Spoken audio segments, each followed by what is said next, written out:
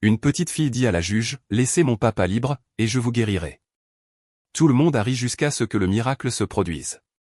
Juste avant que l'histoire ne commence, ou que vous en soyez dans votre parcours, considérez ceci comme un signe de continuer. Le palais de justice vibrait de tension en ce froid matin de décembre. Le genre d'atmosphère électrique que les agents de la cour expérimentés reconnaissaient immédiatement comme le présage de quelque chose d'extraordinaire. La juge Margaret Thornfield, âgée de 39 ans, se fraya un chemin en fauteuil roulant dans la salle d'audience 7, avec la même expression déterminée qu'elle portait depuis les 3 dernières années, suite à l'accident qui l'avait confinée à son fauteuil roulant. Ses cheveux auburn étaient sévèrement tirés en un chignon professionnel, et ses yeux verts perçants scrutaient la salle bondée avec une autorité acquise par la pratique, difficilement gagnée après des années à prouver sa valeur dans un monde qui sous-estimait souvent ses capacités. Les murs d'acajou semblaient résonner de décennies de verdicts. Mais aujourd'hui, l'atmosphère était différente, chargée d'une électricité qui fit que même les agents de la cour chevronnée se sentirent mal à l'aise, pressentant que cette affaire serait différente de toutes celles dont ils avaient été témoins. Tout le monde se lève pour l'honorable juge Thornfield, annonça l'huissier, l'officier Marcus Thompson, un vétéran de 20 ans dont la voix portait le poids d'innombrables procédures. Margaret remarqua que l'ironie n'échappait à personne dans la salle, l'appel traditionnel à se lever alors qu'elle-même restait assise. Le rituel familier sonnait creux lorsqu'elle restait assise, mais elle avait appris à commander le respect par sa présence plutôt que par sa taille, développant une intensité capable de faire taire une pièce par un simple haussement de sourcils. Sur le banc des accusés se tenait Thomas Mitchell, 34 ans, un ouvrier du bâtiment dont les mains calleuses tremblaient alors qu'il faisait face à des accusations de vol à main armée. Son visage buriné racontait l'histoire d'un homme poussé au désespoir, des rides profondes creusées par des mois de nuits sans sommeil et de choix impossibles qui l'avaient mené à ce moment. Mais ses yeux révélaient autre chose, un amour profond et douloureux qui semblait transcender ses circonstances actuelles, une dévotion paternelle qui rayonnait de lui comme la chaleur d'une forge. Il portait sa seule bonne chemise, une chemise bleue boutonnée que sa mère avait soigneusement repassée ce matin-là, bien qu'elle ne pût cacher le poids qu'il avait perdu pendant leurs difficultés financières, ni la façon dont ses épaules avaient commencé à s'affaisser sous le fardeau de sa situation. Derrière lui, au premier rang de la galerie, se tenait l'observatrice de tribunal la plus improbable que Margaret ait jamais vue en 15 ans de carrière. La petite Emma Mitchell, à peine 5 ans, avec le genre de boucle blonde qui captait la lumière comme de l'or filé, serrait un ours en peluche usé nommé Monsieur Bouton, et regardait son père avec la foi inébranlable que seul un enfant pouvait posséder. Ses yeux bleus, clairs comme un ciel d'été, semblaient receler des secrets bien au-delà de ses années, et elle se tenait avec une dignité qui rappelait à Margaret de vieilles photographies d'enfants royaux, composées, alertes, et d'une certaine manière consciente de faire partie de quelque chose de plus grand qu'elle-même. Elle murmura quelque chose à sa grand-mère, Sarah Mitchell, qui tamponnait ses yeux avec un mouchoir qui avait déjà trop servi ce matin-là, ses mains burinées tremblant d'émotion et d'épuisement. L'État contre Thomas Mitchell, annonça le procureur, Robert Hay, son coûteux costume Armani contrastant fortement avec l'humble apparence de l'accusé. À 52 ans, Hay avait bâti sa carrière sur la fermeté envers la criminalité, et son taux de condamnation était un point de fierté personnelle qu'il citait dans chaque campagne électorale et conférence de presse. Votre honneur, l'accusé est inculpé de vol à main armée au premier degré, un crime grave qui entraîne des peines importantes selon la loi de l'État. L'avocat commis d'office de Thomas, David Chen, se tenait nerveusement à côté de son client. À 28 ans, ce n'était que sa 3e affaire majeure depuis qu'il avait obtenu son diplôme de Northwestern Law, et tout le monde pouvait sentir son inexpérience à la façon dont il tâtonnait avec ses papiers et se raclait la gorge à plusieurs reprises. Le bureau du défenseur public était débordé de dossiers, et les affaires complexes comme celle-ci incombaient souvent aux plus jeunes avocats qui apprenaient encore les nuances de la défense pénale. Sa jeunesse était évidente non seulement sur son visage, mais aussi dans ses mouvements, les gestes vifs et nerveux de quelqu'un qui n'avait pas encore appris à projeter le calme confiant que les avocats chevronnés portaient comme une armure. Tandis que Margaret examinait le dossier d'affaires étalé devant elle, elle ne put s'empêcher de remarquer les circonstances particulières qui distinguaient cette affaire des centaines d'autres qu'elle avait supervisées. Thomas aurait volé la pharmacie Peterson sur Elm Street. Mais au lieu de voler des stupéfiants ou de l'argent comme lors des vols de pharmacie typiques, il n'avait pris que de l'insuline et des médicaments pour la fièvre infantile, ce qui témoignait du désespoir plutôt que de l'avidité. Les images de surveillance le montraient laissant $18.37 sur le comptoir, pas assez pour couvrir les articles, mais clairement tout l'argent qu'il possédait au monde. Margaret pouvait voir le désespoir dans ses mouvements, la façon dont il regardait constamment par-dessus son épaule, non pas pour la police, mais vers son camion où sa fille l'attendait. « Papa n'a rien fait de mal », annonça soudain Emma, sa petite voix portant à travers le silence de la salle d'audience comme une cloche perçant le brouillard matinal. Des murmures ondulèrent dans la galerie comme des vagues sur un étang. Margaret leva la main pour demander le silence, mais ses yeux s'attardèrent sur la petite fille dont les convictions innocentes semblaient défier tout le déroulement de la procédure. Il y avait quelque chose de presque éthéré chez l'enfant, comme si elle portait des secrets trop grands pour sa petite silhouette, des mystères que les adultes avaient oublié de voir. La lumière matinale filtrant par les hautes fenêtres éclairait le visage d'Emma, créant une lueur presque angélique qui fit inconsciemment plusieurs jurés se pencher en avant, attirés par quelque chose qu'ils ne pouvaient pas nommer, mais qu'ils reconnaissaient instinctivement comme significatif. Margaret avait vu des milliers de familles d'accusés au cours de ses 15 ans de carrière, avait été témoin de toutes les émotions humaines possibles se déroulant dans ces couloirs de justice, mais jamais la présence d'un enfant n'avait semblé si importante. C'était comme si l'univers avait placé cette petite fille ici pour une raison qui ne s'était pas encore révélée, comme si elle attendait le bon moment pour accomplir un dessein cosmique qui changerait tout. 3 mois plus tôt, Thomas Mitchell menait une vie complètement différente, remplie de ces simples satisfactions que les hommes qui travaillent comprennent et chérissent. Il faisait des doubles quarts de travail chez Morrison Construction, sa forte stature manipulant des poutres d'acier et du béton avec l'aisance de quelqu'un qui était dans la construction depuis 15 ans, bâtissant les structures squelettiques de gratte-ciel qui subsisteraient pendant des générations. Ses mains, désormais tremblantes dans la salle d'audience, avaient autrefois bougé avec une précision confiante, maniant des outils avec le genre d'expertise qui ne vient qu'après des années de travail acharné sous le soleil brûlant de l'été et les vents amers de l'hiver.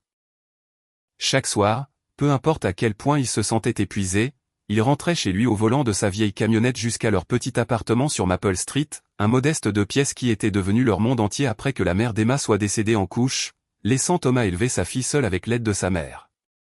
Emma courait dans ses bras dès qu'il franchissait la porte, ses petits pieds tapotant sur le linoléum usé, couvrant son visage poussiéreux de baisers qui effaçaient en quelque sorte l'épuisement de chaque longue journée. Elle avait une façon de le faire se sentir la personne la plus importante du monde, ses yeux s'illuminant comme si son arrivée était l'événement le plus magique qu'elle puisse imaginer. Leur routine du soir était sacrée. D'abord, un simple dîner que Sarah préparait habituellement. Puis, l'heure du bain rempli de canards en caoutchouc et de bulles au parfum de fraises. Et enfin, le moment fort de leurs 2 journées, l'heure du conte dans le fauteuil à bascule que son propre père avait fabriqué des décennies auparavant, son rythme doux apaisant le père et la fille tandis que les soucis du jour s'évanouissaient. « Raconte-moi encore l'histoire de la princesse, papa » disait Emma pendant leur routine nocturne, s'installant sur ses genoux avec le genre de confiance totale que seuls les enfants peuvent offrir, ses petites mains jointes en anticipation de son conte préféré.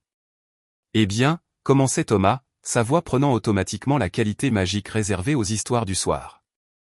Il était une fois une petite princesse courageuse qui avait des pouvoirs magiques pour guérir les gens. Mais elle devait faire très attention à quand les utiliser parce que la magie est spéciale et ne devrait pas être gaspillée pour de petites choses. La princesse vivait dans un magnifique château, mais elle savait que son vrai pouvoir venait de son cœur, pas de sa couronne ou de ses bijoux. Les yeux d'Emma s'écarquillaient d'émerveillement, son imagination peignant des images vives tandis que son père parlait. Quel genre de magie, papa? Comme faire pousser des fleurs, ou pouvait-elle faire en sorte que les personnes blessées se sentent mieux? La magie la plus forte de toutes, mon amour, chuchota-il, l'embrassant sur le front et respirant le parfum de son shampoing à la fraise, un moment de pure paix dans leur vie modeste mais heureuse. Un amour si pur qu'il pouvait guérir les cœurs brisés, réparer les âmes blessées, et même rendre l'impossible possible. Mais la princesse devait être très courageuse pour utiliser sa magie parce que parfois l'amour exige des sacrifices. Mais tout a changé le 15 septembre lorsque le destin a décidé de tester tout ce que Thomas pensait savoir sur la force et la survie. Il se précipitait pour aller chercher Emma à la garderie Sunshine, en retard parce que son contremaître avait insisté pour finir une coulée de béton qui ne pouvait pas attendre le lendemain. Une jeune femme nommée Jessica Torres, distraite par son téléphone portable et grillant un feu rouge à l'intersection de la 5e et de Main, a percuté la camionnette de Thomas avec une force suffisante pour la faire tourner comme un jouet d'enfant. L'impact a été dévastateur, le métal hurlant contre l'asphalte dans une symphonie de destruction qui allait se rejouer dans ses cauchemars pendant des mois. Quand il s'est finalement réveillé 3 jours plus tard à l'hôpital Saint-Maries, sa jambe gauche était brisée en 12 endroits, maintenue par un réseau complexe de tiges et de vis métalliques. Les chirurgiens, ayant fait de leur mieux pour reconstruire ce que l'accident avait détruit, la docteure Amanda Foster, une chirurgienne orthopédique au visage sévère avec 20 ans d'expérience, lui a annoncé la nouvelle dévastatrice avec une précision clinique. Il ne pourrait plus jamais travailler dans la construction. Les exigences physiques de son métier étaient désormais au-delà de ses capacités, et ses 15 ans d'expérience durement acquises sont devenues sans valeur du jour au lendemain, effacées par un instant d'imprudence d'une autre personne. Vous aurez besoin d'une thérapie physique intensive, expliqua-t-elle sans détour. Et même alors, vous aurez probablement toujours des limitations. Le travail de construction implique de grimper, de soulever et de rester debout pendant de longues périodes, des activités qui seront extrêmement difficiles, sinon impossibles, pour vous à l'avenir. Les factures médicales s'accumulaient comme des feuilles d'automne dans une tempête, chaque relevé apportant un nouveau désespoir. L'indemnisation des travailleurs ne couvrait qu'une fraction des coûts, la compagnie d'assurance citant des conditions préexistantes que Thomas jurait n'avoir jamais eues, le combattant à chaque tour.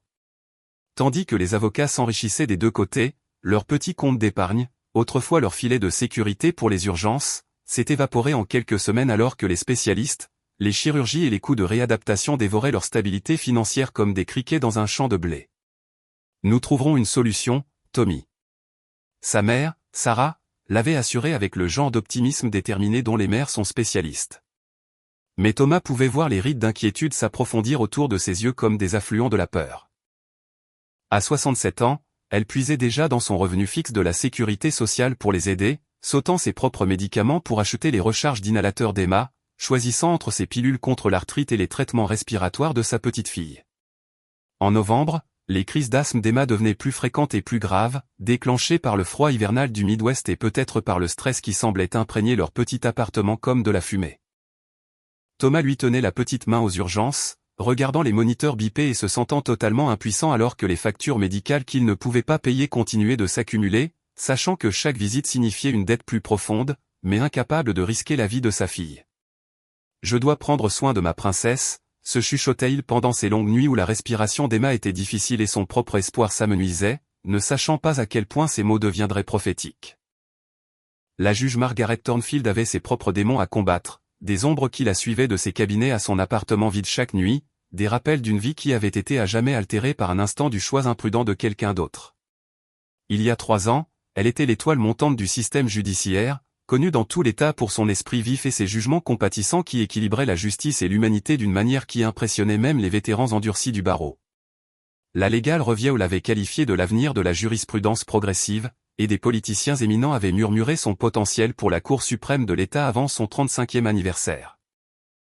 Sa carrière était en plein essor, grimpant comme une fusée jusqu'à la nuit du 12 octobre, où un conducteur ivre nommé Jeremy Walsh a grillé un panneau stop et a écrasé ses rêves en même temps que sa colonne vertébrale.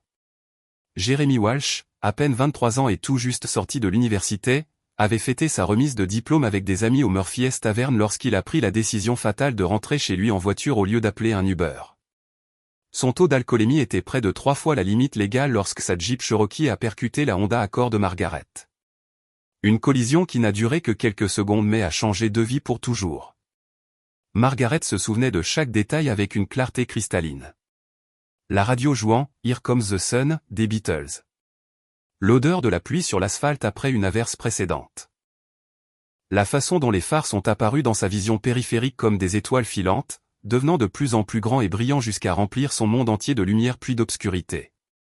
L'impact avait été si grave que les premiers intervenants avaient d'abord pensé qu'elle était morte, sa voiture écrasée comme une canette d'aluminium, son corps brisé de manière à nécessiter des mois de chirurgie et des années de thérapie.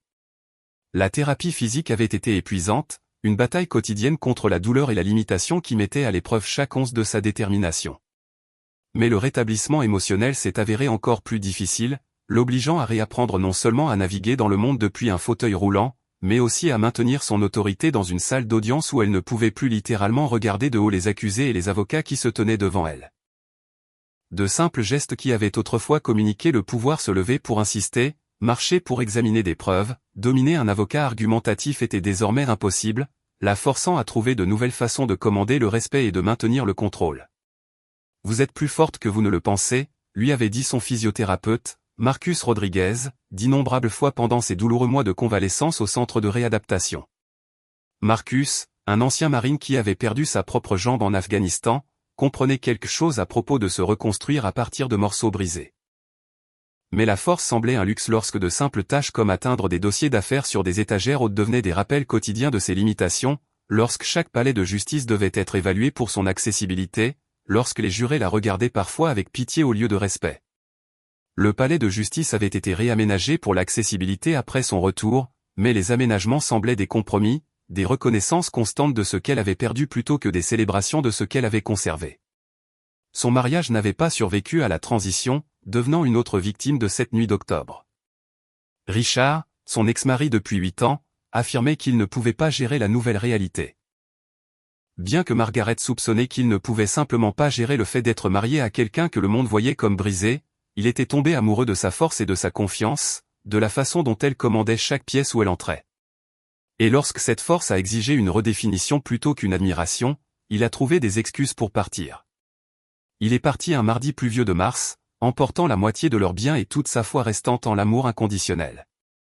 Les papiers de divorce citaient des différends irréconciliables, mais Margaret connaissait la vérité. Certaines personnes ne peuvent vous aimer que lorsque vous êtes entier, et elle apprenait à accepter que la plénitude prend de nombreuses formes. L'ironie ne lui échappait pas qu'elle passait ses journées à juger les autres tout en se sentant jugée elle-même par un monde qui voyait souvent le fauteuil roulant avant la femme.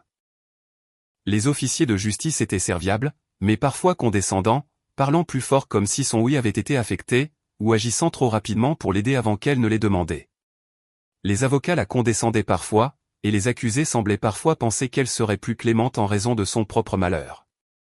Elle avait dû travailler 2 fois plus dur pour prouver que ses facultés judiciaires étaient intactes, que la sagesse et la compassion n'exigeaient pas la capacité de marcher. Alors qu'elle se préparait pour l'affaire Mitchell ce matin-là, Margaret se surprit à réfléchir à la justice. Pas seulement la justice légale qu'elle rendait quotidiennement, mais la justice cosmique qui semblait si insaisissable dans sa propre vie. Elle avait bâti des murs autour de son cœur, des barrières professionnelles qui la protégeaient du coup émotionnel de voir des familles brisées défiler dans sa salle d'audience jour après jour. Mais quelque chose dans cette affaire semblait différent, chargé d'une signification qu'elle ne pouvait pas nommer. Comme si l'univers s'apprêtait à lui enseigner quelque chose qu'elle devait apprendre, elle se dirigea vers la fenêtre de son bureau, regardant le ciel gris de décembre, où les flocons de neige dansaient comme des prières rendues visibles, chacun unique et beau malgré le froid qui les créait. Au loin, elle pouvait entendre des enfants jouer pendant la récréation à l'école primaire de l'autre côté de la rue. Leur rire portait sur le vent comme un souvenir de temps plus simple où la possibilité semblait infinie et les miracles possibles. La salle d'audience était bondée lorsque le procès commença sérieusement. Chaque siège était occupé par des membres de la communauté qui avaient entendu parler de l'affaire via les réseaux sociaux et les médias locaux qui l'avaient dépeinte comme un combat de David contre Goliath. La galerie bourdonnait de conversations feutrées, des visages remplis de cette sympathie qui naît lorsque les gens reconnaissent leur propre vulnérabilité reflétée dans les circonstances désespérées d'autrui. Thomas était assis rigidement sur sa chaise, sa jambe blessée soutenue et douloureuse, son cœur se brisant en regardant Emma colorier tranquillement au premier rang avec la boîte de crayons que Sarah avait apportée pour l'occuper pendant la longue procédure. La petite fille avait insisté pour porter sa plus belle robe, une bleue avec de minuscules fleurs blanches que Sarah lui avait achetées pour les services de Pâques à l'église First Methodist, où il se rendait depuis le baptême d'Emma. Le procureur se leva pour présenter l'affaire de l'État, ses chaussures en cuir italien poli claquant sur le sol de marbre à chaque pas calculé. Le son résonnait dans la salle d'audience au plafond haut comme un métronome, marquant le temps vers ce qu'il considérait comme une condamnation inévitable. À 45 ans, Robert avait bâti sa carrière sur sa fermeté envers la criminalité, obtenant le soutien des syndicats de policiers et des groupes de défense des victimes, et son taux de condamnation était un point de fierté personnelle qu'il citait dans chaque campagne électorale et conférence de presse. Sa réputation était bâtie sur le fait de ne jamais reculer devant une affaire, quelles que soient les circonstances émotionnelles qui l'entouraient. « Mesdames et messieurs les jurés », commença-t-il, sa voix portant l'autorité de quelqu'un qui avait prononcé ce genre d'ouverture des centaines de fois, les faits sont simples et indiscutables. Le 3 décembre, Thomas Mitchell est entré dans la pharmacie Peterson avec ce qui semblait être une arme, et a pris des marchandises sans payer le prix fort. La loi ne reconnaît pas le désespoir comme une excuse au crime, quelles que soient les circonstances émotionnelles qui ont pu mener à ces actions. Mais David Chen, le jeune avocat de Thomas, avait fait ses devoirs, bien que l'affaire ne lui ait été assignée que 2 semaines plus tôt, lorsque l'avocat initial de Thomas avait été hospitalisé pour une crise cardiaque. Fraîchement diplômé de Northwestern Law et portant des prêts étudiants qui le suivraient pendant des décennies, Chen comprenait le désespoir à sa manière, la pression de faire ses preuves, le poids de la liberté de quelqu'un d'autre reposant sur ses épaules inexpérimentées. Il avait passé d'innombrables heures à examiner les images de surveillance, à interroger des témoins et à rechercher des précédents juridiques qui pourraient offrir un peu d'espoir à Thomas. « Votre honneur » dit Chen, sa voix gagnant en assurance à mesure qu'il parlait, mon client n'a jamais menacé personne de violence. Les images de surveillance montrent clairement qu'il s'est approché du comptoir avec respect, expliquant sa situation au pharmacien avec une détresse évidente. Il a laissé l'argent qu'il avait, ces derniers 18,37 $, et n'a pris que des médicaments vitaux pour sa fille, qui souffrait d'une grave crise d'asthme qui aurait pu être fatale sans intervention immédiate. Alors que les témoignages se déroulaient tout au long de la matinée, la véritable histoire émergeait comme un puzzle qui se construisait pièce par pièce, chaque témoin ajoutant une nouvelle couche à la tragédie qui les avait tous amenés dans cette salle d'audience. L'asthme d'Emma avait considérablement empiré ce week-end-là, déclenché par une combinaison du froid de décembre et du stress qui semblait imprégner leur petit appartement comme de la fumée. L'enfant sifflait depuis des heures, son inhalateur de secours était vide, et pas d'argent pour une recharge. Pendant que Thomas passait des appels de plus en plus désespérés aux cabinets médicaux, aux urgences et à quiconque pourrait l'aider, il avait appelé la ligne d'urgence de son pédiatre à plusieurs reprises. Mais sans couverture d'assurance et sans argent pour une consultation, on lui avait dit de l'emmener aux urgences de l'hôpital Saint-Maries, le même hôpital où ils avaient déjà été refoulés 2 fois pour des factures impayées de visites précédentes. Elle n'arrivait pas à respirer, a témoigné Thomas lorsqu'il a été appelé à la barre, sa voix se brisant alors qu'il revivait cette terrible nuit qui avait tout changé. Ses lèvres devenaient bleues, et elle faisait ce bruit, ce sifflement qui hante encore mes rêves. C'était comme écouter quelqu'un se noyer. Mais il n'y avait pas d'eau, juste ces petits poumons qu'il a lâchés quand elle en avait le plus besoin. Je ne pouvais pas simplement regarder mon bébé souffrir. J'aurais fait n'importe quoi dans ce monde pour l'aider. Le pharmacien, Michael Peterson, prit la barre à contre-cœur, manifestement mal à l'aise avec l'attention que l'affaire avait apportée à son entreprise familiale. La pharmacie Peterson servait la communauté depuis 23 ans, et Michael avait succédé à son père avec l'engagement d'aider ses voisins de toutes les manières possibles. Je voulais aider, admit-il, sa voix à peine audible alors qu'il luttait avec la complexité morale de la situation. Mais la politique du magasin est stricte concernant la vérification de l'assurance et les exigences de paiement. J'ai déjà été cambriolé, de vrais cambriolages avec des armes et des menaces et une véritable peur pour ma vie. C'était différent. Monsieur Mitchell a dit s'il vous plaît et merci. Il s'est excusé de ne pas avoir assez d'argent. Il m'a montré une photo de sa fille sur son téléphone, et je pouvais voir le désespoir dans ses yeux. Mais j'ai des employés à protéger, des stocks à gérer et des politiques d'entreprise à suivre. Emma écoutait chaque mot avec la concentration intense que les enfants apportent souvent aux conversations d'adultes qu'ils ne sont pas censés comprendre pleinement. Son jeune esprit traitait les émotions complexes et les arguments juridiques avec une clarté surprenante, ses yeux bleus passant d'un orateur à l'autre comme si elle classait chaque détail pour un but qu'elle seule connaissait. Pendant la pause de l'après-midi, elle tira sur la manche de sa grand-mère avec une urgence surprenante, son petit visage plissé de concentration et d'inquiétude. « Mamie, pourquoi sont-ils méchants avec papa ?» demanda-t-elle, sa jeune voix portant le poids de la confusion et de l'indignation qui surgissent lorsque le sens de la justice d'un enfant est offensé. Sarah s'agenouilla près de sa petite fille, ses articulations arthritiques protestant le mouvement, mais son cœur ayant besoin d'être au niveau des yeux de l'enfant qu'elle aimait plus que sa propre vie. Parfois, ma chérie, les bonnes personnes doivent faire des choix difficiles lorsqu'elles essaient de protéger les personnes qu'elles aiment le plus au monde. Mais papa n'est pas méchant, insista Emma avec la certitude absolue que seuls les enfants possèdent. Ses petites mains se serrèrent en poing comme si elle était prête à combattre tout le système juridique pour l'honneur de son père. Il m'aime juste plus que tout, et l'amour n'est pas censé causer des ennuis aux gens. Ce que ni les adultes ni la sténographe judiciaire n'avaient saisi, c'était la joue murmurée d'Emma, prononcée si doucement qu'il semblait une prière flottant vers le ciel, et je peux arranger ça. Je sais exactement comment arranger ça. L'affaire de l'accusation semblait solide comme un roc tandis que le procureur ait présenté méthodiquement des preuves qui dépeignaient Thomas comme un criminel. Indépendamment de ses nobles motivations ou de ses circonstances désespérées, la salle d'audience regarda en silence intense les images de surveillance projetées sur de grands écrans, montrant Thomas entrer dans la pharmacie Peterson le 3 décembre, s'approchant du comptoir avec ce qui semblait être une arme et repartant avec des marchandises d'une valeur de 120,50 $ après avoir payé seulement 18,37 $. Les images granuleuses en noir et blanc racontaient une histoire qui semblait claire à quiconque n'était pas familier avec le drame humain derrière chaque image. L'arme s'est avérée être un pistolet jouet en plastique qu'Emma avait laissé dans son camion après une rencontre de jeu, un pistolet à eau rose acheté au magasin à $1 qu'il avait saisi sans réfléchir, ayant désespérément besoin de quelque chose pour que le pharmacien de nuit le prenne au sérieux, alors que chaque seconde comptait pour la capacité de sa fille à respirer. L'accusé a peut-être eu de nobles intentions, a soutenu le procureur et devant le jury avec une précision de procureur, sa voix portant le poids de la loi et de l'ordre qui avait bâti sa carrière. Mais l'intention n'annule pas le fait qu'un crime a été commis. Si nous excusons le vol en raison de difficultés personnelles, où cela s'arrête-t-il? Permettons-nous à quiconque confronté à des difficultés financières de simplement prendre ce dont il a besoin dans les commerces locaux? La loi existe pour protéger tous les citoyens, y compris les propriétaires d'entreprises qui travaillent dur comme M. Peterson et qui ont investi leur vie au service de cette communauté. Margaret se sentait inhabituellement tiraillée en observant la procédure depuis sa position élevée derrière le banc. Légalement, et avait absolument raison. Les éléments du vol à main armée avaient été réunis, quelles que soient les motivations de Thomas ou les circonstances sympathiques qui l'avaient poussé à de telles mesures désespérées. La loi était claire. Le précédent était établi, et son devoir en tant que juge était de veiller à ce que justice soit rendue conformément au statut qu'elle avait juré de respecter.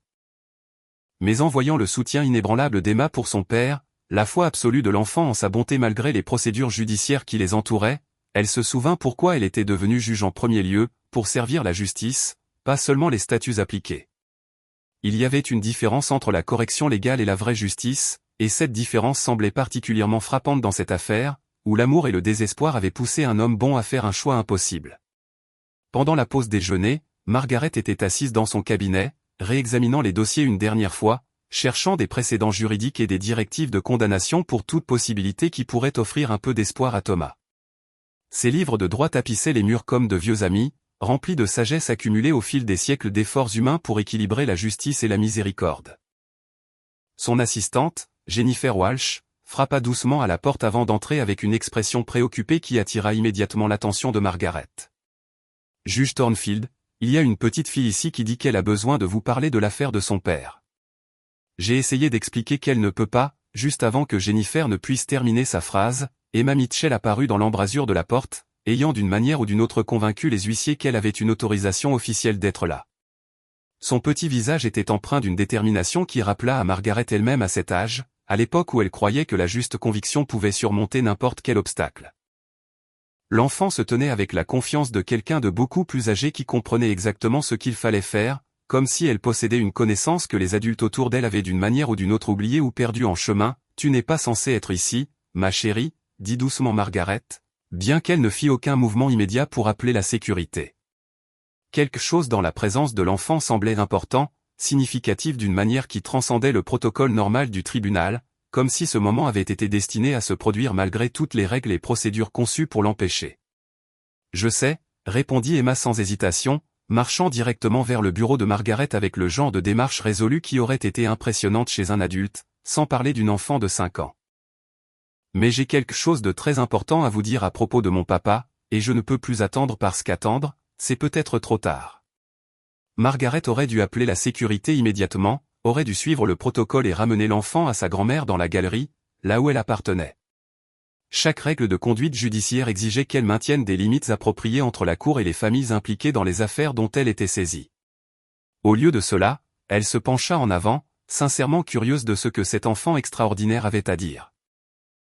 Il y avait quelque chose dans les yeux d'Emma, une sagesse ancienne qui semblait complètement en décalage avec ses 5 années sur Terre, comme si elle était née en sachant des choses que la plupart des gens n'apprenaient jamais. « Il me lit des histoires tous les soirs », commença Emma, sa voix claire et confiante malgré la gravité de la situation qui les entourait. « Même quand sa jambe lui fait très mal, et qu'il peut à peine marcher jusqu'à ma chambre, il ne manque jamais l'heure du conte. Jamais. Et quand je fais de mauvais rêves à propos de monstres ou de choses effrayantes cachées dans mon placard, il s'assied près de mon lit jusqu'à ce que je me rendorme, parfois toute la nuit. Et quand je n'arrivais pas à respirer cette nuit-là, il avait tellement peur que je voyais ses mains trembler. Mais il est resté calme pour moi parce que c'est ce que les papas font quand leurs petites filles ont besoin d'eux. » La petite fille fit une pause, étudiant le visage de Margaret avec une intensité surprenante, comme si elle pouvait voir directement dans son âme et comprendre la douleur qui y résidait. Ses jeunes yeux semblaient regarder au-delà des robes judiciaires et de l'attitude professionnelle pour voir la femme en dessous, qui avait été brisée, et apprenait encore à être entière à nouveau. « Vous avez l'air triste », observa Emma avec une franchise saisissante qui brisa toutes les prétentions et atteignit quelque chose de profond dans le cœur soigneusement gardé de Margaret, comme si vous aviez besoin de quelqu'un pour vous raconter des histoires et peut-être vous tenir la main quand vous avez peur du noir. Margaret sentit quelque chose se briser dans sa poitrine, un mur soigneusement construit qu'elle avait érigé au cours des 3 dernières années pour se protéger précisément de ce genre de vulnérabilité émotionnelle. C'était le son de la glace qui se brise après un long hiver, le premier signe que le printemps pourrait éventuellement arriver même dans les endroits les plus froids. « Pourquoi me dis-tu cela, Emma » demanda Margaret, sa voix plus douce qu'elle ne l'avait été depuis des mois, plus douce qu'elle ne s'était permis de l'être depuis le départ de Richard, et qu'elle avait décidé que montrer de l'émotion était un luxe qu'elle ne pouvait pas se permettre.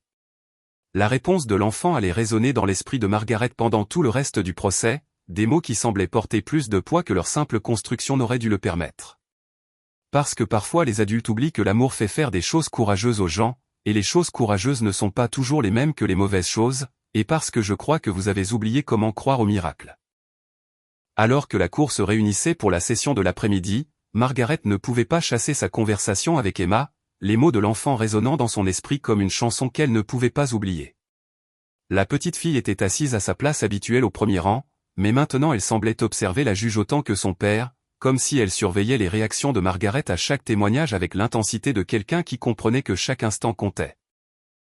Il y avait quelque chose dans ses jeunes yeux, une connaissance qui semblait bien au-delà de ses 5 ans, comme si elle comprenait des choses sur le monde que la plupart des adultes avaient oubliées ou choisi d'ignorer dans leur quête de ce qu'ils appelaient la vie pratique.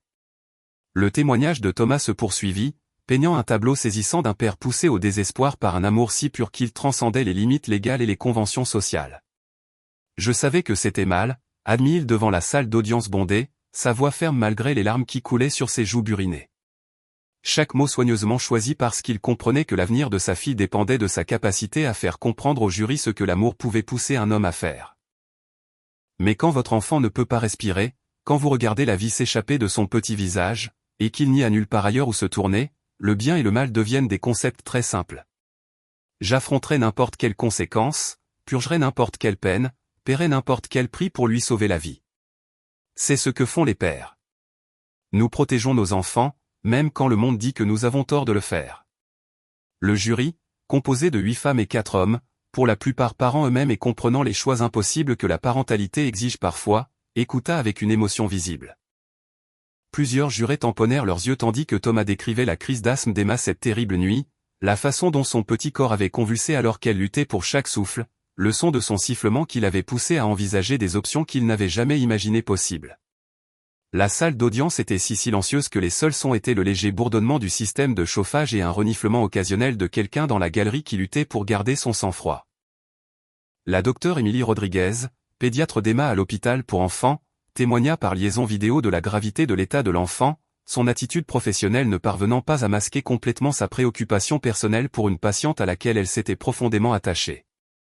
Sans médication appropriée et intervention immédiate, les crises pourraient effectivement mettre la vie en danger, expliqua-t-elle avec une précision clinique, ces mots portant le poids de l'autorité médicale. Les épisodes qu'elle a connus ce week-end figuraient parmi les plus graves que j'ai vus chez un patient si jeune. Les actions de M. Mitchell, bien que légalement discutables, étaient médicalement nécessaires. Chaque minute comptait, et les voies traditionnelles urgences, centres de soins d'urgence avaient déjà fait défaut à cette famille en raison de contraintes financières. Mais ce fut le témoignage de Sarah Mitchell qui brisa véritablement les cœurs dans toute la salle d'audience.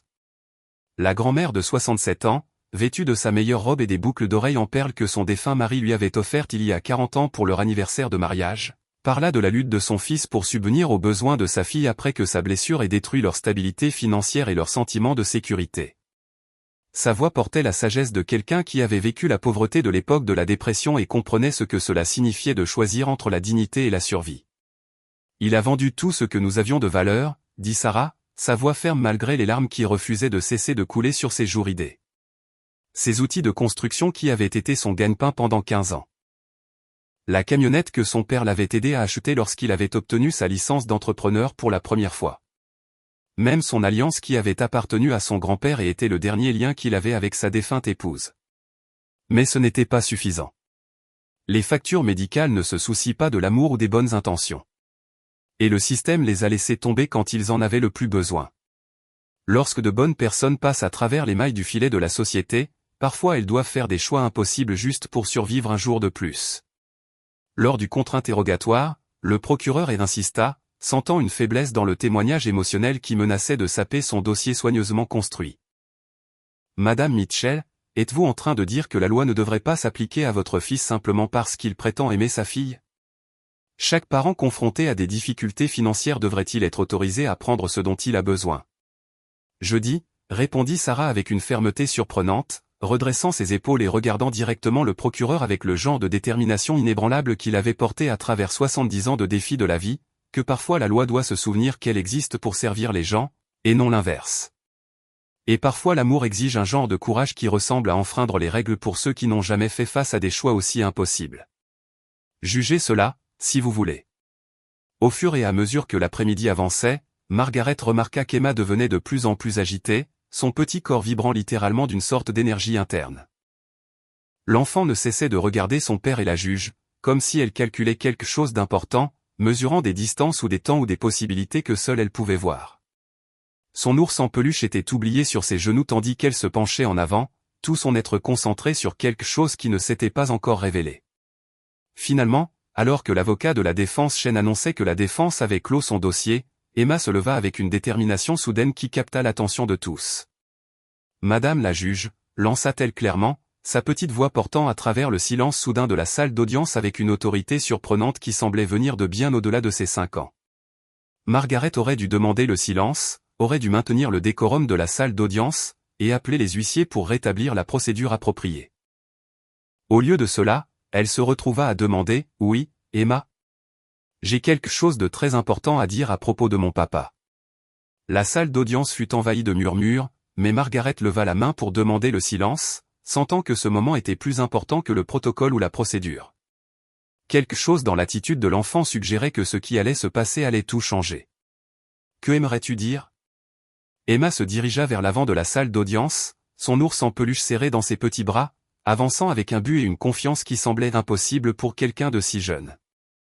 Elle s'arrêta directement devant le banc de Margaret, leva les yeux vers la juge avec une certitude totale et une foi inébranlable, et prononça les mots qui allaient tout changer, « Laissez mon papa libre, et je vous ferai marcher de nouveau. » La salle d'audience fut plongée dans un silence absolu, comme si chaque personne présente avait cessé de respirer simultanément.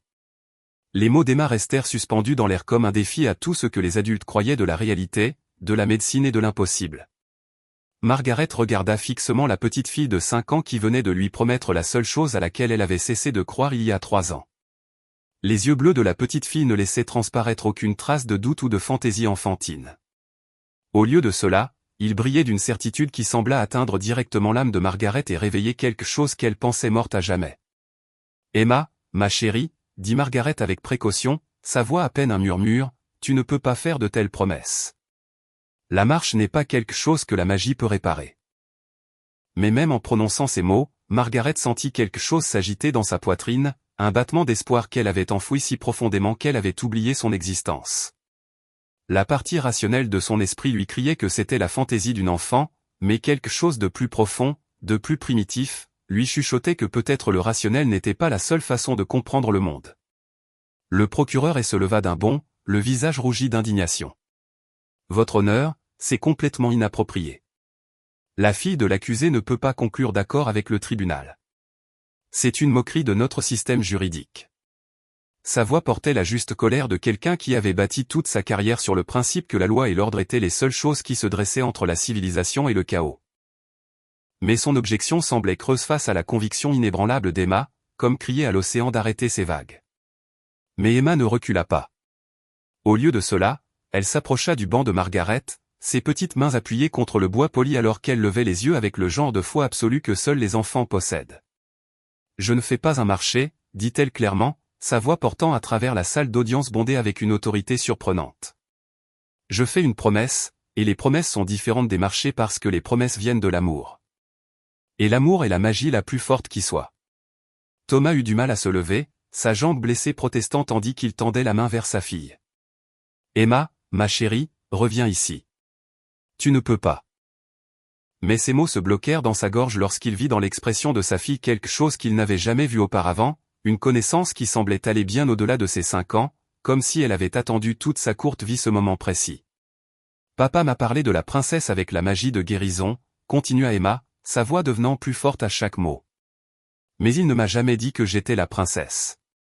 Je l'ai découvert toute seule quand j'ai touché l'oiseau de Madame Henderson, et il a cessé d'être malade. » Elle se tourna pour s'adresser à toute la salle d'audience, sa petite silhouette commandant l'attention de chaque personne présente. Et quand j'ai tenu la main de mamie pendant sa crise d'arthrite le mois dernier, et que ça a disparu pendant 3 jours entiers. Sarah Mitchell halta de son siège dans la galerie, sa main volant à sa bouche alors qu'elle se souvenait de cet étrange après-midi où sa douleur articulaire constante avait simplement disparu après qu'Emma ait insisté pour lui tenir la main. Elle l'avait attribué au nouveau médicament que son médecin lui avait prescrit. Mais maintenant, en regardant le visage déterminé de sa petite fille, elle commença à se demander s'il n'y avait pas eu une autre explication. Margaret se pencha en avant, attirée par quelque chose qu'elle ne pouvait ni nommer ni expliquer.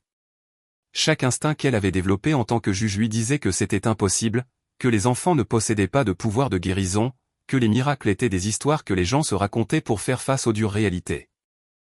Mais quelque chose dans les yeux d'Emma, une sagesse ancienne qui semblait complètement en décalage avec son jeune visage, fit que Margaret remit en question tout ce qu'elle pensait savoir des limites entre le possible et l'impossible. Même si ce que tu disais était vrai, dit lentement Margaret, pesant chaque mot comme s'il pouvait se briser sous le poids de l'espoir, pourquoi voudrais-tu m'aider? Tu ne me connais même pas, mais dès qu'elle posa la question, Margaret réalisa qu'elle avait peur de la réponse, peur que cet enfant puisse voir en elle quelque chose que les autres ne voyaient pas, une certaine valeur qu'elle-même ne pouvait plus reconnaître en elle. Emma pencha la tête, étudiant Margaret avec le genre de concentration intense qui mettait les adultes mal à l'aise parce qu'elle semblait voir trop de choses. Parce que vous êtes triste comme papa était triste, et les gens tristes ont besoin de magie plus que quiconque. Et parce que si je vous aide à remarcher, vous vous souviendrez que les miracles sont réels, et alors vous vous souviendrez que l'amour est plus important que les règles. La petite fille fit une pause, son regard ne quittant jamais le visage de Margaret. Et parce que la magie ne fonctionne que si c'est par amour. Et j'aime mon papa plus que tout au monde. Et je sais que vous avez aussi de l'amour en vous, même si vous avez oublié où vous l'avez mis. L'avocat Chen se leva lentement, son jeune visage pâle sous le poids de ce qui se passait.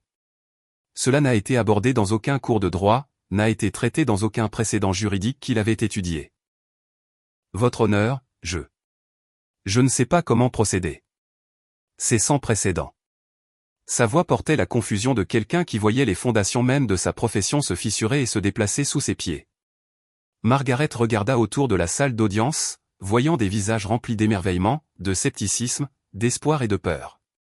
Certains juraient se pencher en avant comme s'ils assistaient à quelque chose de miraculeux, tandis que d'autres semblaient incertains, comme s'ils assistaient à l'effondrement de tout ce qui était logique et ordonné. La sténographe du tribunal avait cessé de taper, ses mains figées au-dessus des touches comme si elle ne trouvait pas les mots pour saisir ce qui se passait. C'est insensé, marmonna le procureur. Mais sa voix manquait de la conviction antérieure. Même lui semblait affecté par l'étrange électricité qui avait rempli la salle d'audience, le sentiment qu'ils étaient tous participants à quelque chose de plus grand qu'un simple procès criminel. Emma sortit de sa poche une petite marguerite fanée qu'elle avait dû cueillir sur la pelouse du palais de justice ce matin-là. Alors que Margaret observait, transfixe, l'enfant toucha doucement les pétales tombants de la fleur. Sous les yeux de tous, la marguerite commença à se redresser, ses pétales passant du brun au blanc, sa tige se renforçant jusqu'à ce qu'elle paraisse aussi fraîche que si elle venait d'être cueillie dans un jardin printanier. Je peux réparer les choses cassées, dit Emma simplement, brandissant la fleur restaurée. Mais seulement quand c'est par amour, et seulement quand les gens croient que l'amour est plus fort que tout le reste. Elle regarda directement Margaret, ses jeunes yeux contenant des profondeurs qui semblaient impossibles pour quelqu'un de si petit. Croyez-vous, madame la juge? Croyez-vous que l'amour peut réparer ce qui est cassé? Margaret fixa la marguerite parfaite dans la petite main d'Emma, son esprit troublé par les implications de ce qu'elle venait de voir. Chaque pensée rationnelle lui disait que c'était impossible, que les fleurs ne se régénéraient pas, que les enfants ne possédaient pas de capacité surnaturelle. Mais la preuve était là, devant elle, tenue par une petite fille de 5 ans dont l'amour pour son père les avait tous amenés à ce moment impossible. Pour la première fois depuis 3 ans, Margaret Thornfield commença à se demander si peut-être, juste peut-être, il y avait plus de choses possibles dans ce monde qu'elle ne s'était permis de le croire. Les mains de Margaret tremblaient alors qu'elle serrait les accoudoirs de son fauteuil roulant, ses phalanges blanches de tension. La marguerite restaurée semblait briller dans la petite main d'Emma, défiant toutes les lois de la nature et de la logique que Margaret avait utilisées pour construire sa compréhension de la réalité. Autour de la salle d'audience, les gens se penchaient en avant sur leurs sièges, certains murmurant des prières, d'autres assis dans un silence stupéfait alors qu'ils traitaient ce qu'ils venaient de voir. L'air lui-même semblait différent, chargé de possibilités et électrique avec le genre d'énergie qui précède les éclairs. Ce n'est pas possible, murmura Margaret. Mais sa voix manquait de conviction. Elle avait passé 3 ans à accepter que certaines portes lui étaient fermées pour toujours, que certaines formes de brisure ne pouvaient pas être réparées. L'idée qu'un enfant, cet enfant puisse posséder le pouvoir d'annuler des années de certitude médicale, lui donnait l'impression d'être au bord d'une falaise, regardant un abîme qui pouvait être soit le salut, soit la destruction. Emma s'approcha de nouveau du banc, la marguerite toujours brillante et parfaite dans sa main. Maman disait à papa que j'étais spéciale avant d'aller au ciel, dit-elle doucement, sa voix portant clairement dans le silence absolu de la salle d'audience. Elle disait que j'avais des mains qui pouvaient guérir, mais que je devais attendre d'être assez grande pour comprendre ce que l'amour signifie vraiment. La petite fille regarda autour de la salle d'audience, son regard touchant chaque personne présente. Je pense que l'amour signifie faire des choses courageuses pour les gens, même quand d'autres disent que vous avez tort. Thomas avait les larmes aux yeux en écoutant sa fille parler de sa mère pour la première fois depuis des mois. Emma, ma chérie, ta maman serait si fière de toi en ce moment, parvint-il à dire, la voix nouée par l'émotion. Mais tu n'es pas obligé de faire ça. Tu n'es pas obligé d'essayer de me sauver. Oui, papa, répondit Emma avec le genre de certitude qui ne vient que de l'amour complet. Parce que c'est ce que font les princesses. Elles sauvent les gens qu'elles aiment, même quand ça fait peur. Même quand les adultes ne croient plus à la magie. Elle se tourna vers Margaret, ses yeux bleus reflétant des profondeurs de compréhension qui semblaient impossibles pour quelqu'un de si jeune. Allez-vous me laisser essayer, madame la juge? Allez-vous me laisser vous montrer que l'amour est plus fort que la brisure? Le docteur Rodriguez, le physiothérapeute de Margaret, s'était glissé à l'arrière de la salle d'audience pendant la pause déjeuner pour observer l'affaire dont tout le milieu médical parlait. Il se retrouva maintenant témoin de quelque chose qui défiait tout ce qu'il avait appris en 20 ans de médecine de réadaptation. Margaret, l'appela-t-il doucement depuis son siège, utilisant son prénom malgré le cadre formel. Et si? Et s'il y avait des types de guérison que nous ne comprenons pas encore? Le procureur se leva de nouveau, le visage rouge de frustration et de confusion. Votre honneur, ça suffit. Nous ne pouvons pas permettre à la superstition et à la fantaisie de faire dérailler une procédure pénale. La loi est basée sur des preuves et des faits, non sur les allégations d'une enfant qui pense avoir des pouvoirs magiques. Mais même en parlant, ses yeux ne cessaient de se porter sur la marguerite parfaite dans la main d'Emma, la fleur qui avait été fanée et mourante quelques instants auparavant. Margaret regarda autour de la salle d'audience, voyant des visages remplis d'espoir et de scepticisme à parts égales. Certains des jurés se penchaient en avant avec une fascination évidente, tandis que d'autres semblaient profondément mal à l'aise avec la tournure des événements. La sténographe de la cour avait repris la frappe, bien que son expression suggérât qu'elle luttait pour trouver les mots pour ce dont elle était témoin. Même si je voulais permettre cela, dit Margaret avec précaution, je ne sais pas comment cela fonctionnerait légalement. Ce n'est pas une installation médicale, et il y a des protocoles, des procédures. Mais sa voix s'éteignit alors qu'elle réalisait qu'elle cherchait des raisons de refuser quelque chose que son cœur voulait désespérément croire possible. Emma s'approcha, assez près pour que Margaret puisse voir les paillettes dorées dans ses yeux bleus, la détermination de sa petite mâchoire, la façon dont ses mains semblaient émaner de la chaleur même à distance. Ça n'a pas besoin de protocole, madame la juge. L'amour ne suit pas de règles. L'amour est tout simplement. Elle tendit la marguerite restaurée. Touchez la fleur. Sentez comme elle est différente maintenant. Sentez comme l'amour l'a rendue entière à nouveau. Contre chaque instinct de conservation qu'elle avait développé au cours des 3 dernières années, Margaret tendit la main et toucha doucement les pétales de la marguerite. Ils étaient doux et vivants, remplis d'une vitalité qui semblait pulser sous ses doigts. Pendant un instant, elle aurait juré qu'elle avait senti quelque chose, une chaleur, une énergie, un sentiment de possibilité qu'elle pensait perdu à jamais. Je peux le sentir, murmura Margaret, sa voix remplie d'émerveillement et de terreur à la fois. Je peux réellement sentir quelque chose.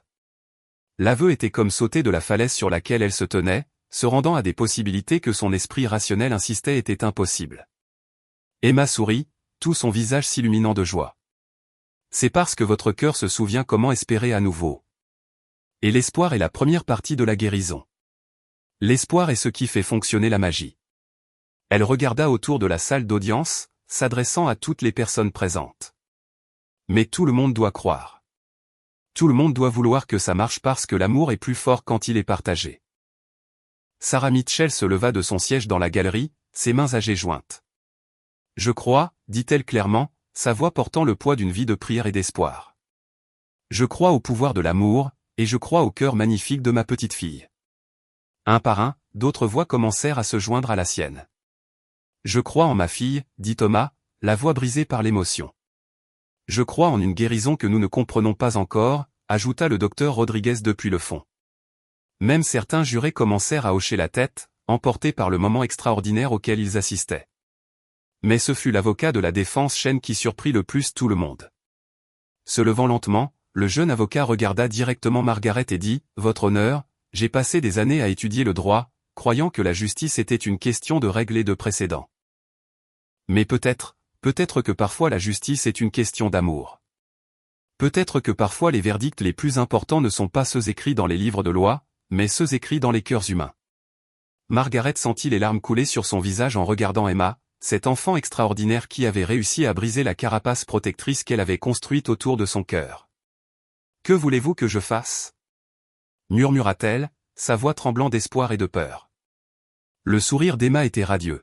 « Croyez juste, Madame la juge. Croyez que l'amour peut tout réparer, même des choses que les médecins disent irréparables. Croyez que les miracles se produisent quand nous en avons le plus besoin.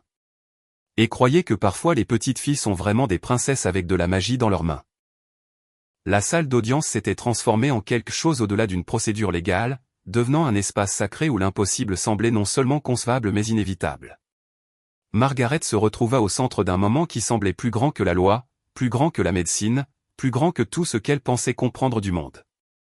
Emma s'approcha du fauteuil roulant avec des pas qui semblaient porter le poids du destin, ses petites mains brillant d'une lumière intérieure qui défiait toute explication mais exigeait la croyance.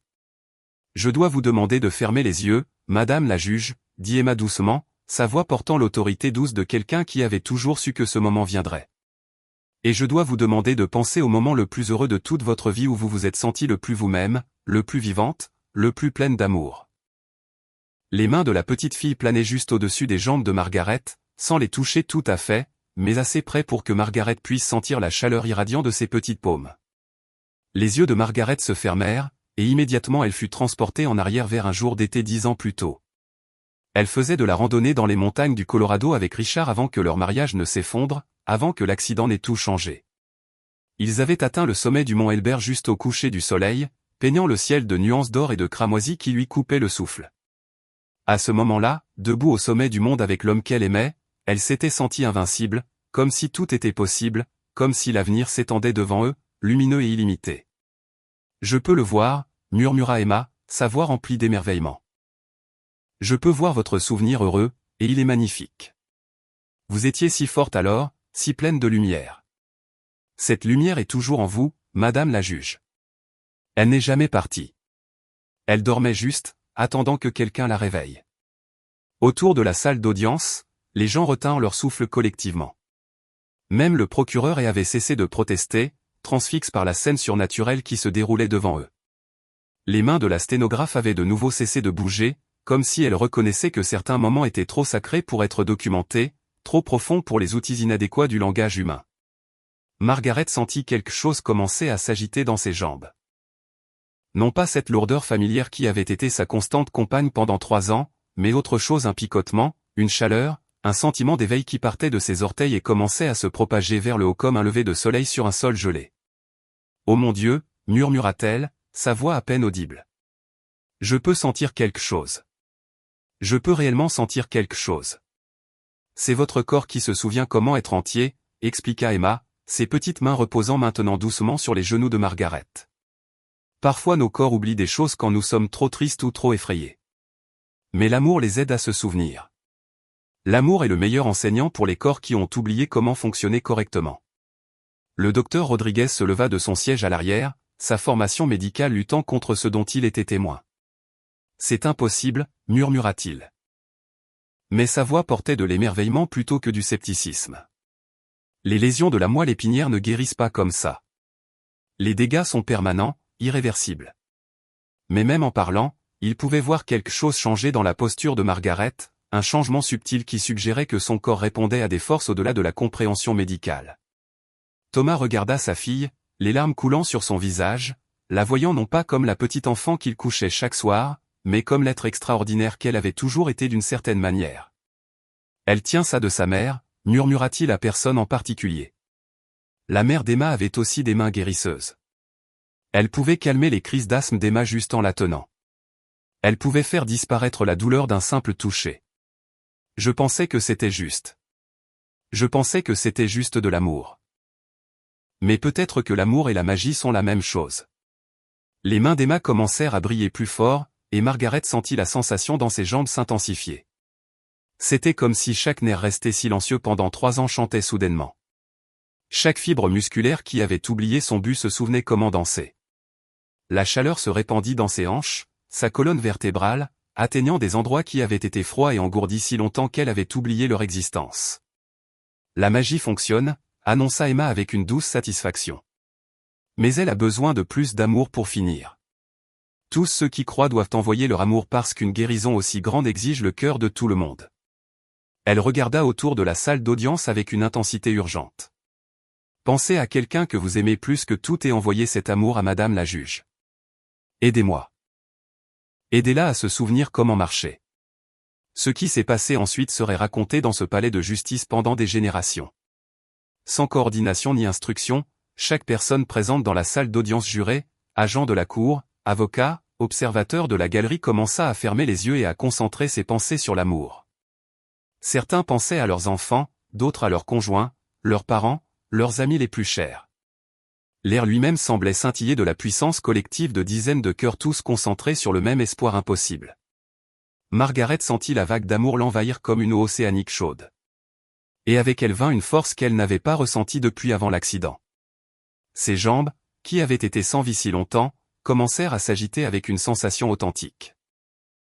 Elle pouvait sentir ses orteils, ses chevilles, ses mollets, des parties d'elle-même qui avaient été perdues rentrées à la maison. « Je crois que ça marche », murmura-t-elle, sa voix remplie d'émerveillement et de terreur. « Je crois que ça marche vraiment. » Emma ouvrit les yeux, et ils brillaient d'épuisement mais rayonnaient de joie. « Ça marche, Madame la juge. Votre corps se souvient comment être forte à nouveau. Mais vous devez aider aussi. Vous devez vouloir être entière.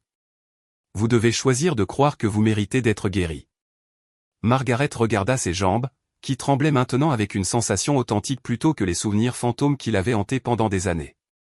Pour la première fois depuis l'accident, elle pouvait sentir ses pieds dans ses chaussures, pouvait sentir le poids de ses jambes contre les repose-pieds du fauteuil roulant. La transformation était graduelle mais indubitable, comme si son système nerveux se remettait lentement en ligne après un long et sombre sommeil. « Je veux être entière », murmura Margaret. Et en prononçant ces mots, elle sentit quelque chose de fondamental changer en elle, non seulement dans son corps, mais dans son cœur et son esprit, dans tout ce qui faisait d'elle ce qu'elle était. « Je veux remarcher. Je veux me tenir debout. Je veux me souvenir ce que cela fait d'être complète. » Emma sourit, son petit visage radieux d'amour et d'accomplissement. « Alors c'est le moment, Madame la juge. Il est temps d'essayer. » Le moment était arrivé qui allait soit valider les affirmations extraordinaires d'Emma, soit briser l'espoir qui avait rempli chaque cœur dans la salle d'audience. Margaret serra les accoudoirs de son fauteuil roulant, ses phalanges blanches de détermination et de terreur alors qu'elle sentait des sensations qu'elle n'avait pas ressenties depuis 3 ans parcourir ses jambes. La chaleur qui avait commencé comme un picotement s'était propagée dans tout le bas de son corps, réveillant des nerfs et des muscles que la science médicale avait déclarés définitivement morts. « Êtes-vous prête, Madame la juge » demanda Emma doucement, ses petites mains reposant toujours doucement sur les genoux de Margaret. Le visage de la petite fille était paisible mais concentré, comme si elle canalisait des forces bien au-delà de sa jeune compréhension. « N'oubliez pas, vous devez croire que c'est possible. Vous devez faire confiance au fait que l'amour est plus fort que tout ce qui vous a blessé. » Margaret hocha la tête, les larmes coulant sur son visage alors qu'elle se préparait à tenter quelque chose que chaque médecin, chaque spécialiste, chaque expert médical lui avait dit être impossible. « Je suis prête, » murmura-t-elle, sa voix à peine audible, mais remplie de plus de conviction qu'elle n'en avait ressenti depuis des années. « Je suis prête à essayer. » Avec les petites mains d'Emma la soutenant, Margaret déplaça lentement son poids vers l'avant dans le fauteuil roulant. Pour la première fois en 3 ans, elle sentit les muscles de ses jambes répondre à ses ordres, faibles et tremblants, mais indéniablement vivants. La sensation était si accablante qu'elle haleta, ses mains se portant à sa bouche d'émerveillement et d'incrédulité. « Je peux les sentir, s'écria-t-elle, sa voix résonnant dans la salle d'audience silencieuse. Je peux sentir mes jambes. Elles répondent vraiment. La réalisation la frappa comme un coup physique, et elle commença à sangloter avec le genre de soulagement désespéré qui survient lorsque quelque chose que l'on a pleuré comme mort revient soudainement à la vie. Le docteur Rodriguez se leva de son siège, sa formation médicale le poussant à intervenir, même si son cœur lui disait d'être témoin de ce miracle. Margaret, soyez prudente. Même si la sensation revient, vos muscles n'ont pas été utilisés depuis des années. Il y a un risque de blessure. Mais Margaret était au-delà de toute prudence maintenant. Avec l'encouragement d'Emma et son propre espoir désespéré, elle posa fermement ses pieds sur le sol et, lentement, prudemment, commença à se lever du fauteuil roulant qui avait défini son existence pendant 3 longues années. Ses jambes tremblaient comme des poulains nouveau-nés, incertaines et instables, mais elle supportait son poids. Elle supportait réellement son poids. La salle d'audience éclata. Des halètements et des cris d'étonnement emplirent l'air alors que les gens étaient témoins de ce qui ne pouvait être décrit que comme un miracle. Certains jurés pleuraient ouvertement, d'autres applaudissaient, et plusieurs observateurs étaient tombés à genoux en prière. Même les huissiers, entraînés à maintenir l'ordre à tout prix, restèrent transfixés par la scène impossible qui se déroulait devant eux. « Elle est debout », murmura quelqu'un à l'arrière. « Mon Dieu, elle est réellement debout. » Mais Margaret n'avait pas fini. Emma lui tenant la main pour la soutenir et la guider, elle fit son premier pas hésitant. Son pied droit avança, puis son gauche, chaque mouvement délibéré et chancelant, mais indéniablement réel. Elle marchait. Après 3 ans à croire qu'elle ne le ferait plus jamais, Margaret Thornfield marchait. Encore un pas, Madame la juge, l'encouragea Emma, sa jeune voix remplie de fierté et d'amour. Vous vous débrouillez si bien. Votre corps se souvient comment danser. Margaret fit un pas, puis un autre, sa confiance grandissant à chaque mouvement. La faiblesse était toujours là, l'incertitude, la nouveauté des sensations qu'elle pensait perdues à jamais.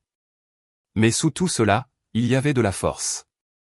Non seulement une force physique, mais le genre de force spirituelle qui vient de voir l'impossible devenir possible grâce au pouvoir de l'amour.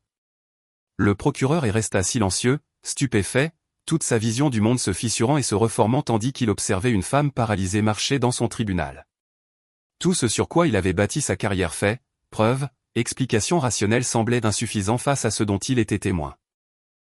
Cela change tout, murmura-t-il, sa voix remplie d'émerveillement et de confusion. Cela change absolument tout. Margaret atteignit le centre de la salle d'audience et se tourna pour faire face à toutes les personnes présentes. Debout sur ses 2 pieds pour la première fois en 3 ans, elle ressemblait à une femme renaissante. Son visage rayonnait de joie et de gratitude, sa posture droite et forte malgré le tremblement de ses jambes. « Mesdames et messieurs, dit-elle, sa voix portant clairement dans la salle d'audience silencieuse.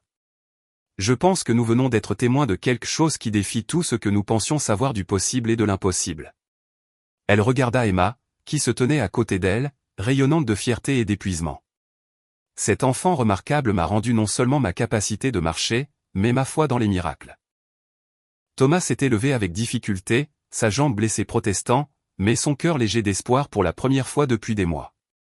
Emma, l'appela-t-il, la voix nouée par l'émotion. « Ma chérie, tu l'as fait. Tu l'as vraiment fait. » Mais le travail d'Emma n'était pas terminé. Regardant la salle d'audience transformée, elle s'adressa à toutes les personnes présentes avec la sagesse de quelqu'un bien au-delà de ses années. « Voilà ce que l'amour peut faire quand tout le monde y croit ensemble, » dit-elle clairement. Mais la magie vraiment importante, ce n'est pas seulement de faire remarcher Madame la juge. La magie vraiment importante, c'est de se souvenir que l'amour est plus puissant que n'importe quelle règle ou loi ou tout ce qui essaie de séparer les familles. Elle marcha vers son père, sa petite main trouvant la sienne, plus grande. « Maintenant, allez-vous laisser mon papa rentrer à la maison, Madame la juge ?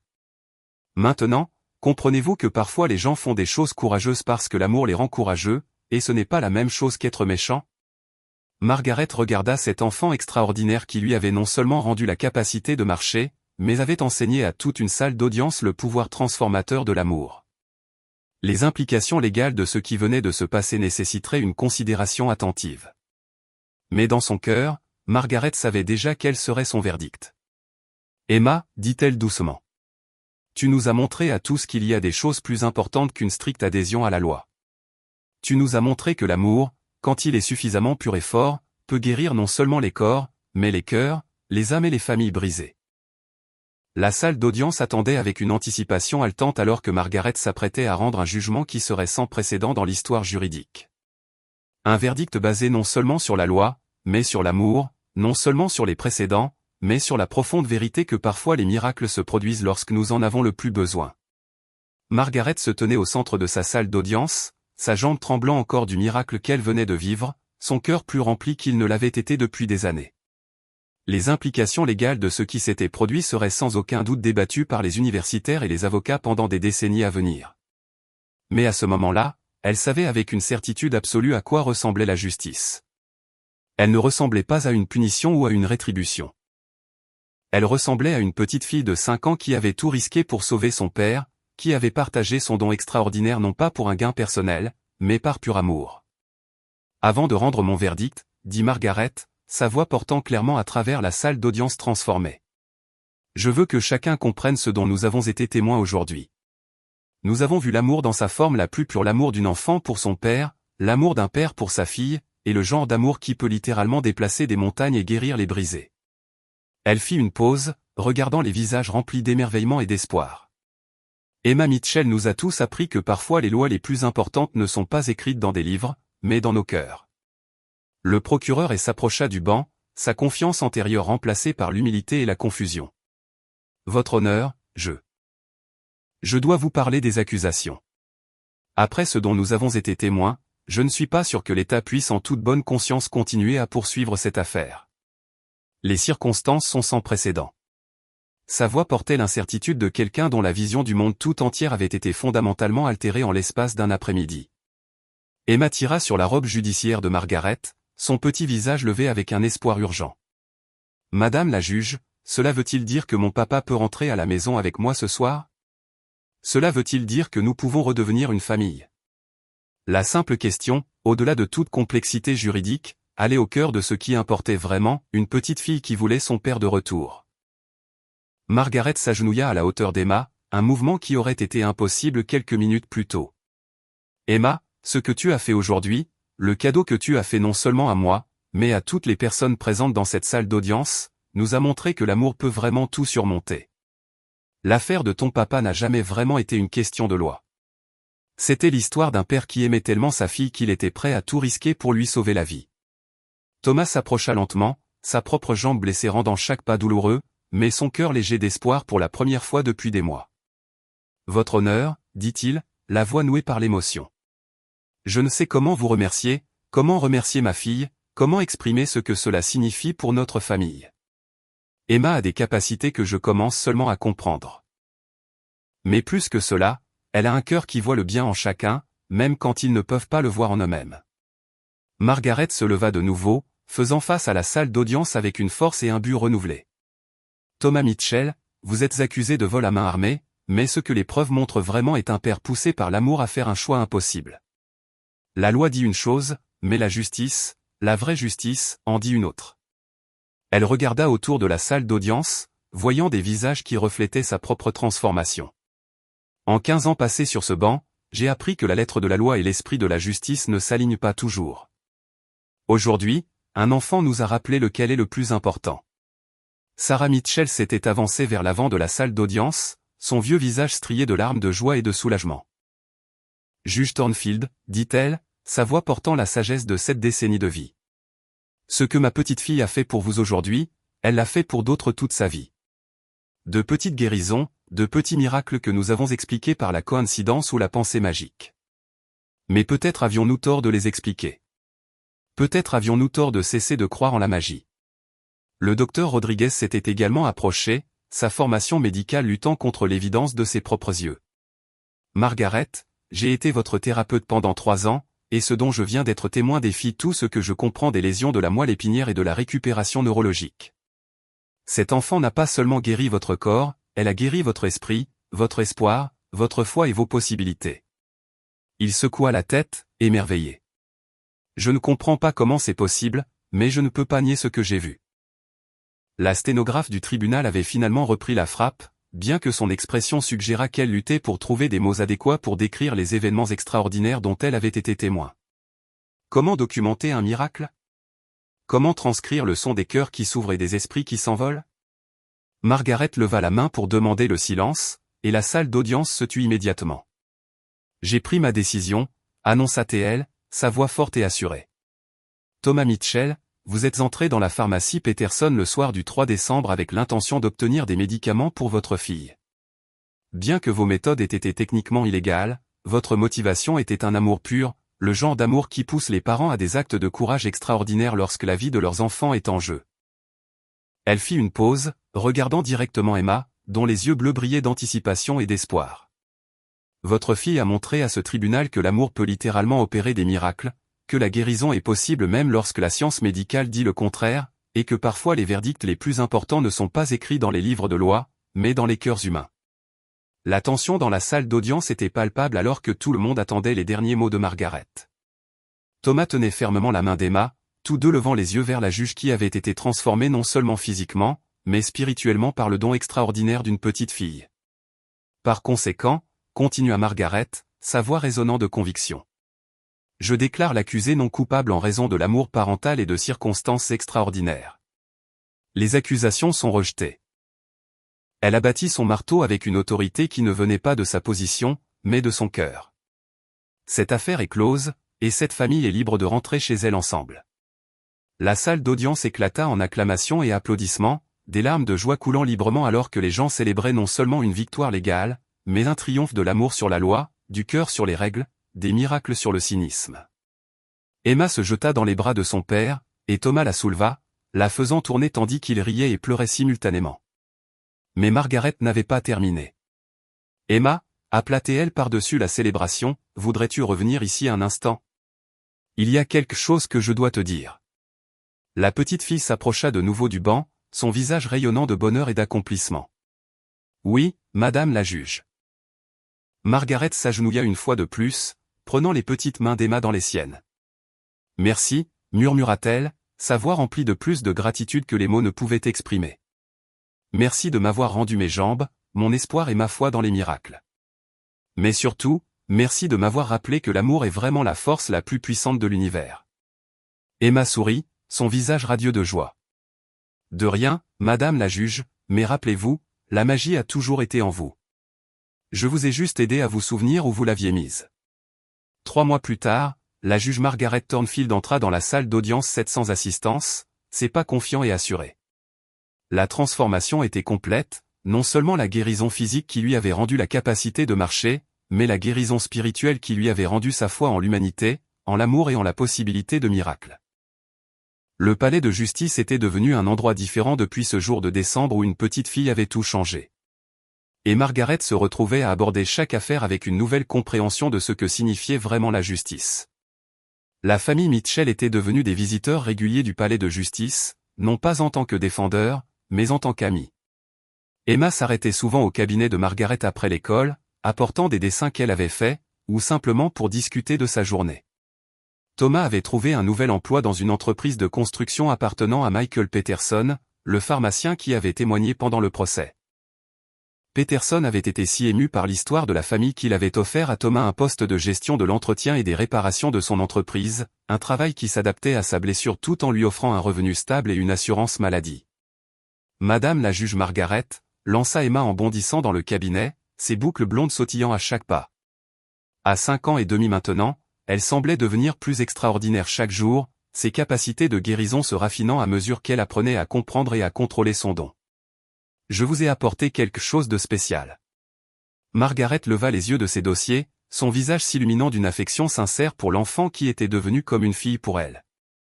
Que as-tu pour moi aujourd'hui, ma chérie?